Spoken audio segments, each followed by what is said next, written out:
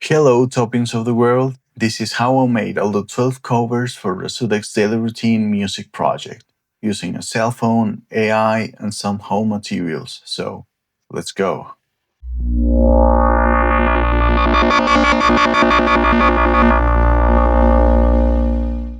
First, we're gonna need a white surface or any color you want to use as background. You can use cardboard, wood, it doesn't really matter, it's up to you. Years ago, I made a really good photo using the sandpaper of a skateboard, so you can get very creative with that.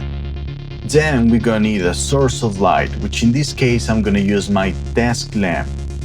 As you can see, you can use whatever light you have in your home, but it is important to know that we will be moving this light because you will be playing with the angle of the light so you can control the shadows, reflections, and this can be complicated if you are not able to reposition yours. For taking the shots, we're gonna use a cell phone. As you already know, you don't need to have like the latest and the most expensive cell phone on the market. Nowadays, any device can bring good quality images. So for this video, I'm using my old phone. And of course, an old cassette. In this case, we need that the cover is visible from the outside, because there's some cassettes that were for personal audio recording which lacks of that feature, so keep that in mind. So now that we have all the things together, we are good to go and take some shots. Before I forget, remember to clean the surface of your set, as long as you want this type of finish. I don't want dirt and other type of particles getting in the way, and this will also help you a lot to reduce the time you will spend on edition. At this point, you just have to play with the light and the camera angles. An advice that I would give to you is that try to avoid reflections on the case of the cassette. And you may ask, why are we avoiding this? Well, that's because when we go and try to use the AI tool to replace the original cover for the one we made, it may have a little bit of problems trying to replace the photo, then trying to recreate the reflection on it, so do that if you don't want to get in trouble. For the camera settings, we're using the auto mode. Please don't use filters and other type of things, don't overthink, use it as raw as that unless you want to have a hard time while taking the shots. Well, after a few tries, you will go to your phone's gallery and select the photo you think that works for you the most. But take your time on this. A thing that I can say in order to choose faster, you might consider that the image should have good definition, that the object, or the cassette in this case, is centered and the shadows and the reflections look coherent. After selecting the image, we will do the photo review. Remember to crop your image to square proportions before you start this process. Well, there's some parameters that has a standard name on the majority of devices such as brilliance, exposure,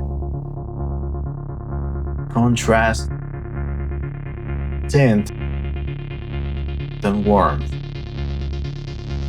The other may have some variations between devices, but play with every single one.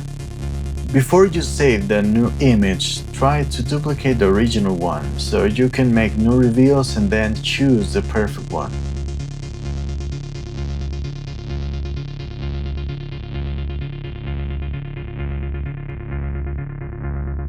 So now that we've finished the photo reveal, we can go to the last step, which is going to Gemini or any AI tool you like the most. I'm giving you the prompt in the description of this video, but the results may have some variations on other AI tools. A thing that you should consider is that the image you will replace on this cassette works better if it has an aspect ratio of 2/30, so if you don't do this, the AI can squash your image, so take that in consideration. I just realized that the final result may be affected by the quality of the image you're going to use in the cassette.